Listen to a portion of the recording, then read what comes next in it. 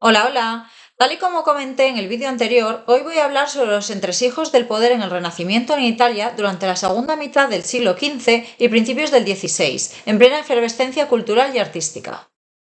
El Renacimiento tuvo su inicio en el siglo XV en Florencia, Italia, ciudad espectacular donde las haya, cosa que probablemente se deba al florecimiento cultural y artístico que se dio durante los 2 siglos que duró este movimiento. Este periodo se caracterizó por romper con la tradición medieval de poner a Dios en el centro y sustituirlo por el ser humano, lo que dio lugar al antropocentrismo, y supuso un resurgimiento de las ciencias y sobre todo de la apreciación de las artes. De hecho, esta fue la época en la que brillaron grandes artistas como por ejemplo Miguel Ángel, que entre otras muchas cosas, ya que fue un artista muy prolífico, pintó la Capilla Sixtina, Botticelli con su Nacimiento de Venus, Brunelleschi, artífice de la cúpula de la Catedral de Florencia Santa María del Fiore, el impredecible Leonardo da Vinci, que pintó la famosísima Gioconda, que aunque tardó mucho en acabar, por lo menos la acabó, no como muchísimas otras cosas que dejó inacabadas, y muchos otros más. Pero si bien todo esto parece muy bonito, también había una cara B, con todas las luchas de poder, encuentros y desencuentros que caracterizan a una época tan intensa como lo fue esta. Y de eso es de lo que nos vamos a ocupar en este vídeo, dando unas pequeñas pinceladas de lo que se cocía en aquel entonces.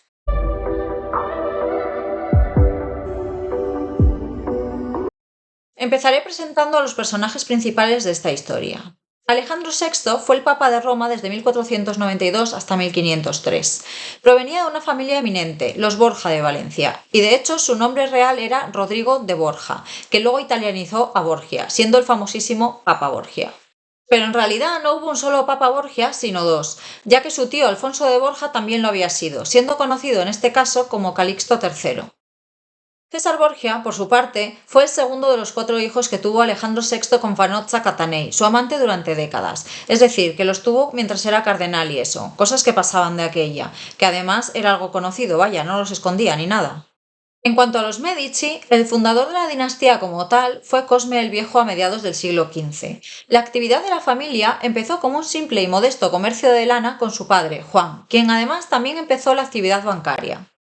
Pero fue Cosme quien potenció esta actividad notablemente, lo que enriqueció a la familia hasta el punto de que llegaron a ser la familia más rica de Europa, y les otorgó un gran poder e influencia a lo largo de los siglos, no solo en Florencia en particular, sino también en Italia en general, contando incluso entre sus miembros con varios papas.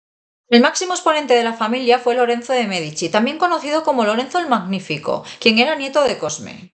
Aparte de regentar el Banco Medici y gobernar de facto la ciudad de Florencia durante 22 años con gran acierto, de ahí su apodo, fue un gran mecenas que patrocinó a artistas de la talla de Miguel Ángel o Leonardo da Vinci. Siguiendo también la tradición que empezó su abuelo, quien contrató a Brunelleschi para realizar la cúpula de Santa María del Fiore. Y también fue padre de uno de los papas que salieron de esta familia, León X. Nicolás Maquiavelo, por otro lado, fue, entre otras cosas, un autor de tratados políticos de la época, como Discursos sobre la primera década de Tito Livio, en el que trata sobre las buenas prácticas, según él, para gobernar con éxito una república. O El Príncipe, que es su obra más conocida y vilipendiada a la vez, ya que en ella expone lo que él considera que es la forma correcta de gobernar un Estado por parte de un gobernante único de una forma un tanto fría y despiadada, sin tener en cuenta consideraciones morales. Para más detalles sobre este último, te recomiendo que veas el vídeo que hice al respecto, que te dejo por aquí, por algún lugar. Como estrella invitada tenemos a Girolamo Savonarola, que era un fraile dominico y predicador que se dedicaba a tocar la moral a unos y a otros, nunca mejor dicho, lo que acabó trayendo consecuencias un poco desagradables para él, ya que su final fue bastante desafortunado.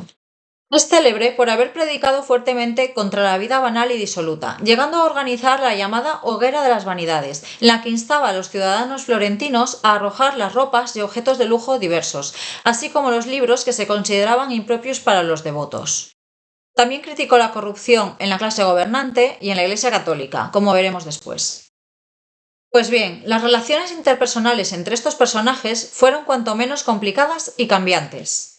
Ya hemos visto que Alejandro VI y César Borgia eran padre e hijo, y este es uno de los grandes ejemplos de nepotismo de la historia, ya que obviamente todo lo que obtuvo César fue gracias fundamentalmente a que su padre era quien era, y lo iba colocando donde les iba interesando gracias a su poder. Y una vez que su padre dejó de estar, pues a César se le acabó el chollo también, claro. En primer lugar, y como era habitual en la época para los hijos segundones, se le destinó a ingresar en las filas de la Iglesia, y ya se le ordenó obispo siendo adolescente y llegó a cardenal como con 20 años. Vamos, que este chico tuvo la carrera eclesiástica más meteórica de la historia. Como en realidad no le molaba mucho ese tipo de vida y le iba más la acción, cambió de tercio y se pasó a la carrera militar, convirtiéndose en el capitán general del ejército pontificio a la muerte de su hermano Juan. Que por cierto, se sospecha que él pudo tener algo que ver, aunque esto nunca quedó esclarecido, pero teniendo en cuenta que él no se ganó fama de ser angelical precisamente y que se ve que se llevaban bastante mal, todo puede ser.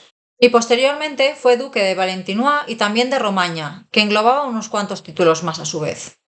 En cuanto a las hazañas militares, para ampliar el poder de la Santa Sede en la península itálica con el intento de crear un Estado propio, César se alió con el rey de Francia, Luis XII, para tomar Milán. Y posteriormente lograría conquistar Imola y Forlì derrotando a Caterina Sforza, además de varias poblaciones más de la Romaña. De ahí los títulos conseguidos y la fama que se ganó, ya que derrotó a los diversos señores de la zona mediante el engaño y se apropió de sus títulos.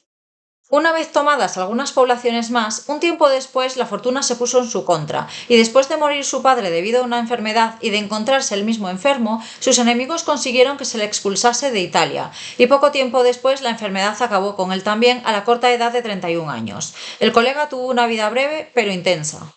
Por su parte, Girolamo Savonarola fue consejero de Lorenzo de Medici, el Magnífico, pero sin embargo acabó criticando públicamente y con gran dureza a su hijo Pedro por su supuesta corrupción y malas artes en el gobierno de la ciudad. Lo que acabó contribuyendo, si bien no fue la única razón, por supuesto, al exilio de este de la ciudad de Florencia, ya que Savonarola gozaba de una gran popularidad entre la ciudadanía. Es más, no solo criticó a Pedro, sino que también lo hizo con el Papa de Roma y, ¡ay amigo!, con la Iglesia hemos topado. Esto hizo que se granjease la enemistad por duplicado de la familia Medici y del Papa de Roma. No sabía dónde se metía el buen señor. De esta forma, fue acusado de herejía y recibió una amonestación por parte de Alejandro VI en forma de excomunión, de la que pasó bastante. Así que entonces fue condenado a prisión y posteriormente a la hoguera.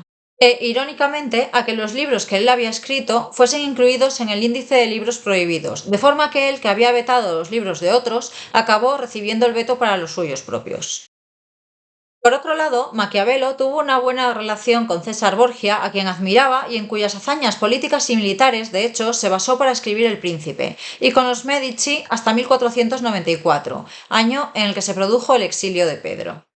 Posteriormente, a raíz de la vuelta de los Medici a Florencia en 1512, Maquiavelo cayó en desgracia y le exiliaron a él, de forma que entonces decidió mejor dedicarse a teorizar sobre la vida política en lugar de dedicarse activamente a ella. Después le llegó incluso a dedicar el libro El Príncipe a Giuliano de Medici, hijo de Lorenzo el Magnífico, para ver si podía conseguir algún favorcillo a cambio, cómo no, y posteriormente se lo rededicó a Lorenzo II de Medici, sobrino de Giuliano y nieto de Lorenzo el Magnífico, pero parece que no consiguió nada de lo que pretendía en ninguno de los dos casos. Pues hasta aquí ha llegado este vídeo. Si te ha gustado ya sabes, dale al botoncito de like y suscríbete, y nos vemos en la próxima entrega. ¡Chao!